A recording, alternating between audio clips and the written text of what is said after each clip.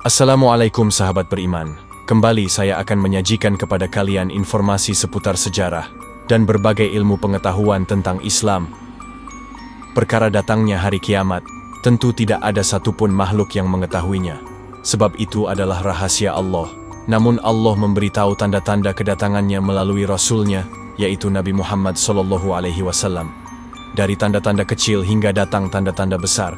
Maka dari itu marilah kita simak baik-baik penjelasan detailnya dari ulama asal Mesir, yakni Syekh Muhammad Al-Fuli. Dalam kajian hari ini, saya Syekh Muhammad Al-Fuli akan cerita apa urutan tanda hari kiamat dari awal sampai akhir. Kita tahu bahawa tanda hari kiamat itu ada banyak, ya. Ada 10 tanda besar seperti Ya'juj Ma'juj, Dajjal, Nabi Isa turun, Dukhan, gempa dan lain-lain. Tapi mana yang terjadi lebih awal? Dan apa hubungan antara tanda hari kiamat dan peristiwa Palestina? Apa hubungannya? Apakah benar apa yang terjadi di Palestina sekarang itu merupakan awal dari tanda-tanda hari kiamat? Baik ya syabab, ada kadang-kadang kita dengar ada yang namanya tanda besar hari kiamat dan tanda kecil hari kiamat. Tetapi sebenarnya kedua istilah ini tidak ada dalam hadis sahih dan merupakan dua istilah yang akademik saja. Supaya ulama bisa membedakan antara mana tanda kecil yang merupakan tanda biasa yang kalau terjadi kiamat masih lumayan jauh, tidak benar-benar dekat, dan mana tanda besar yang kalau terjadi berarti kiamat benar-benar sebentar lagi. Makanya dua istilah ini hanya istilah akademik saja, istilah ilmu syar'i, supaya kita membedakan antara keduanya. Yang kita akan bahas hari ini adalah 10 tanda besar hari kiamat yang kalau terjadi berarti kiamat itu sudah sebentar lagi. Ada satu hadis penting teman-teman yang akan membantu kita untuk mengetahui urutan tanda hari kiamat yang benar. Hadisnya sahih, hadisnya luar biasa penting, tetapi jarang sekali dibaca atau dihafal. Fokus dan perhatikan setiap kata yang ada di dalam hadisnya. Rasulullah SAW bersabda, "Umranu Baitul Maqdis kharabu Yathrib." Pembangunan Baitul Maqdis adalah tanda kehancuran Yathrib, Madinah. Kemudian, wa kharabu Yathrib khurujul malhama, dan kehancuran Yathrib itu adalah tanda terjadinya pertempuran besar, malhama. Wa khurujul malhama fathul Qustantiniyah, dan terjadinya pertempuran besar itu adalah tanda penaklukan Konstantinopel, yaitu Istanbul. Wa fathul Qustantiniyah khurujud Dajjal, dan penaklukan Konstantinopel adalah tanda keluarnya Dajjal. Hadisnya mungkin agak kompleks dan butuh penjelasan, tapi dari hadis ini kita bisa tahu urutan tanda hari kiamat. Ada beberapa peristiwa penting yang akan terjadi sebelum tanda besar pertama hari kiamat yang kita harus pahami dan pelajari dengan baik supaya kita tahu urutan tanda hari kiamat. Hal pertama atau peristiwa pertama yang akan terjadi adalah Palestina akan merdeka, teman-teman. Dan Palestina merdeka itu adalah hal yang hak. Palestina pasti akan merdeka sebelum hari kiamat. Dan saya yakin teman-teman, Palestina akan merdeka dalam waktu dekat. Waktu dekat yang saya maksud di sini bukan 1 atau 2 tahun, tapi bisa 10 sampai 30 tahun. Tetapi yang pasti, insya Allah, Palestina akan merdeka dalam waktu dekat. Disebutkan dalam hadis ini teman-teman, bahwa Baitul Maqdis akan dibangun lagi, ya. Pembangunan Baitul Maqdis, kalau ada yang mau bisa catat hadisnya. Baitul Maqdis akan dibangun lagi. Maksudnya apa dibangun lagi? Dibangun lagi teman-teman, maksudnya akan dimakmurkan lagi oleh umat Islam. Maksudnya Baitul Maqdis akan dibebaskan sebelum mulainya tanda hari kiamat. Baitul Maqdis akan merdeka. Baitul Maqdis akan kembali lagi di tangan orang Muslim. Bukan hanya merdeka teman-teman, tetapi setelah Palestina merdeka, Palestina akan mendirikan sebuah negara baru sebuah negara Islam baru yang ibu kotanya adalah Baitul Maqdis. Rasulullah SAW bersabda dalam hadis lain, "Idza ra'aita al-khilafata qad nazalat ardan muqaddasah faqad danat az-zalazil wal balabil wal umur al-'izam was-sa'atu yawma izin aqrabu ila an-nasi min yadayhim ila ra'sihim." Jika kamu melihat khilafah telah turun di tanah suci Baitul Maqdis, maka telah dekat gempa-gempa besar, kekacauan dan perkara-perkara besar. Dan pada saat itu kiamat lebih dekat kepada manusia daripada tangan mereka kepada kepalanya. Maka sebab akan terbentuk sebuah negara baru yang ibu kotanya adalah Baitul Maqdis. Tetapi sayangnya disebutkan juga dalam hadis ini bahwa ketika Baitul Maqdis kembali lagi ke tangan orang Muslim, akan terjadi sebuah peristiwa lain yang namanya kharabu Yathrib, kehancuran Madinah. Kota Madinah akan hancur, teman-teman, ketika Palestina kembali di tangan umat Islam. Hancur kenapa? Tidak disebutkan. Siapa yang menghancurkan? Tidak disebutkan juga. Tetapi ada dua kemungkinan kenapa Madinah akan hancur setelah Palestina merdeka. Dua kemungkinan, teman-teman. Kemungkinan yang pertama, akan terjadi perang saudara di Madinah. Karena banyak yang melihat negara Arab itu, khususnya yang di Jazirah Arab, negara yang modern, mewah, gedung pencakar langit. Tetapi sebenarnya ini hanya layar depan saja. Di dalamnya tidak seperti itu. Di dalamnya, di sana masyarakatnya berbasis suku, bukan berbasis kewarganegaraan seperti kita di Indonesia. Jadi kita di Indonesia istimewa, punya yang namanya kewarganegaraan. Jadi setiap orang punya hak dan punya kewajiban terlepas dari agamanya dan terlepas dari latar belakangnya. Ya, namanya warga negara. Harus melaksanakan beberapa kewajiban dan harus mendapatkan beberapa hak. Kalau di negara Arab, teman-teman, sampai hari ini, negara Arab yang di Jazirah Arab, negaranya itu berbasis suku, bukan berbasis kewarganegaraan. Walaupun ada kewarganegaraan, tetapi itu hanya layar depan saja, teman-teman. Bisa jadi itu penyebab ada ke depan perang saudara yang terjadi di sana, maka kota Madinah akan hancur. Ini kemungkinan yang pertama, teman-teman. Ada juga kemungkinan yang kedua, yaitu ada negara asing yang akan menyerangi Madinah setelah Palestina merdeka. Balasan dari kekalahan Zionis di Palestina, mereka akan menyerangi Madinah, dan itu menyebabkan kota Madinah hancur. Mungkin yang menyerangi itu Eropa, mungkin yang menyerangi itu Amerika, kita tidak bisa memastikan. Setelah Madinah hancur, teman-teman, dan setelah Palestina dibebaskan, itu akan menyebabkan ketegangan antara umat Islam dan Barat. Dan akan terjadi perang kecil-kecilan antara umat Islam dan Barat juga, teman-teman.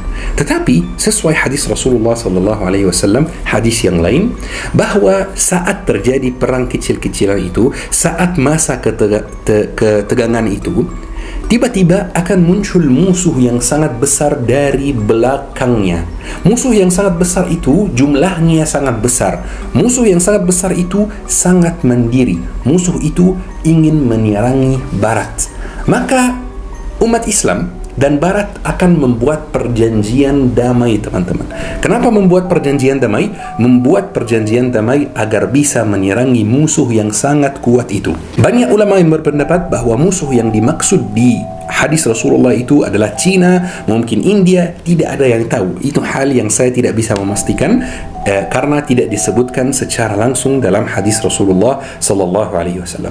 Yang pasti, umat Islam dan Barat akan bersatu untuk menyerangi umat yang jumlahnya sangat besar, yang sangat kuat itu, yang ingin menyerangi Barat. Dan betul, teman-teman, berkat perjanjian damai itu, umat Islam dan Barat akan berhasil mengalahkan umat yang jumlahnya sangat besar itu. Tetapi, teman-teman, setelah kemenangan, Barat akan mengkhianati umat Islam dan mereka akan menjajah kota Istanbul. Coba bayangkan kota Istanbul sekarang yang merupakan bagian dari Turki yang mayoritas penduduknya beragama Islam. Kota ini akan dijajah lagi, teman-teman. Bisa jadi kota-kota sekitarnya juga akan dijajah lagi oleh Barat.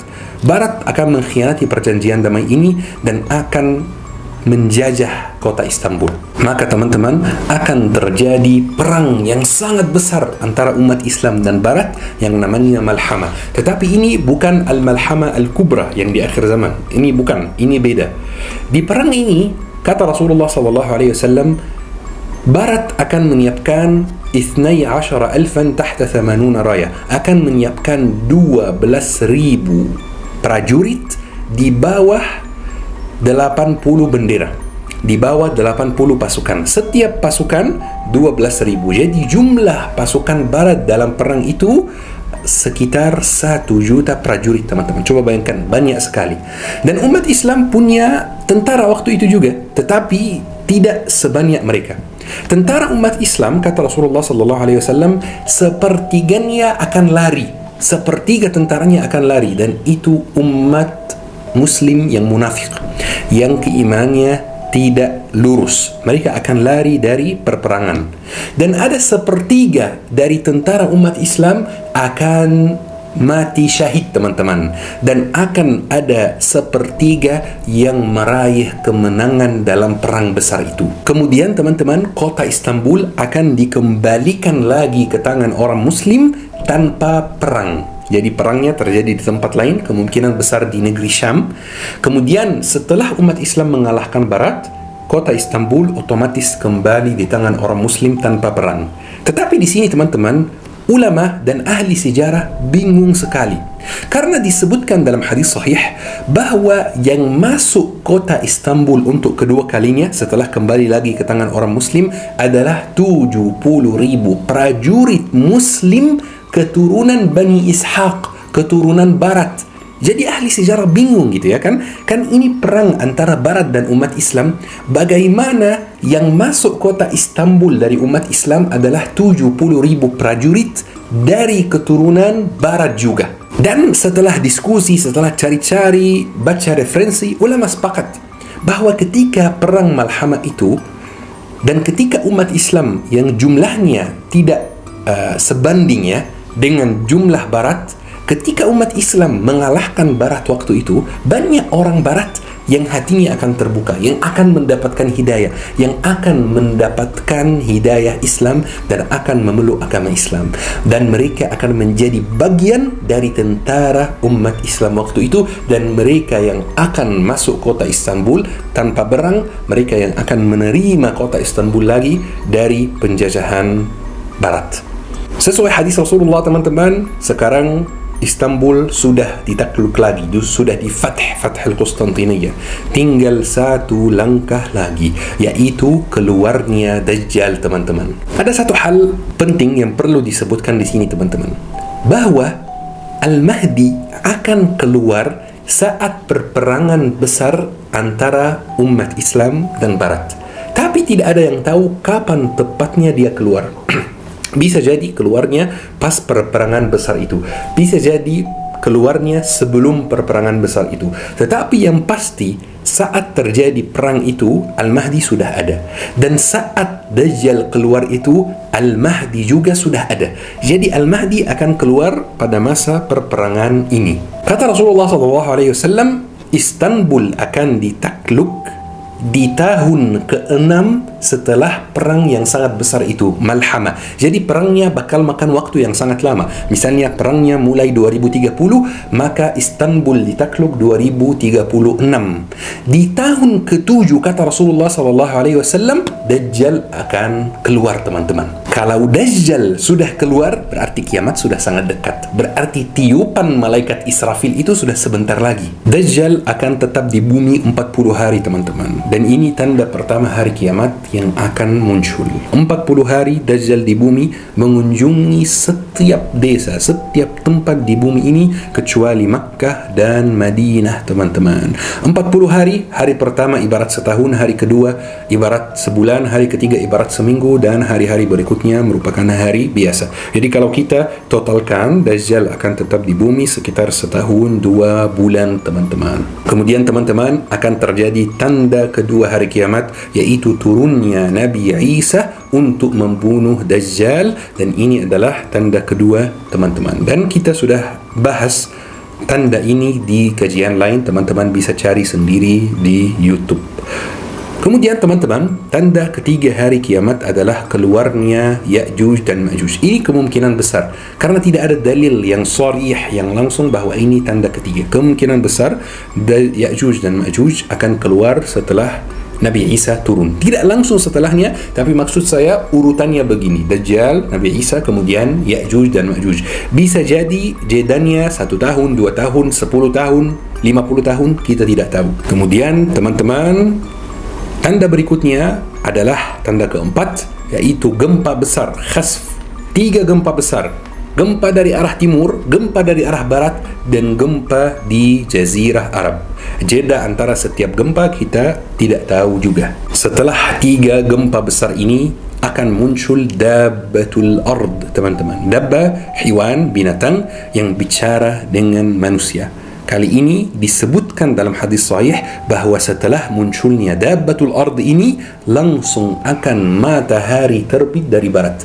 Jeda waktunya hanya 24 jam saja, teman-teman. Jadi kalau hari ini dabbatul ard sudah muncul, dabbah, berarti besok matahari akan terbit dari barat. Ketika matahari terbit dari barat itu, pintu taubat akan ditutup, teman-teman. Yang kafir tetap kafir, yang mukmin tetap mukmin. Sudah ditutup pintunya taubat. Tanda berikutnya, teman-teman, adalah dukhan. Kemudian tanda berikutnya adalah kebakaran besar di wilayah Hijaz yang sekarang namanya Arab Saudi. Kemudian tanda berikutnya adalah Allah Subhanahu wa taala kirim angin yang sangat lembut yang mencabut nyawa orang-orang mukmin dan membiarkan nyawa orang-orang kafir. Kemudian teman-teman, tanda terakhir adalah keluarnya api yang sangat besar dari arah Yaman yang mengiring manusia ke tempat mahsyar di negeri Syam.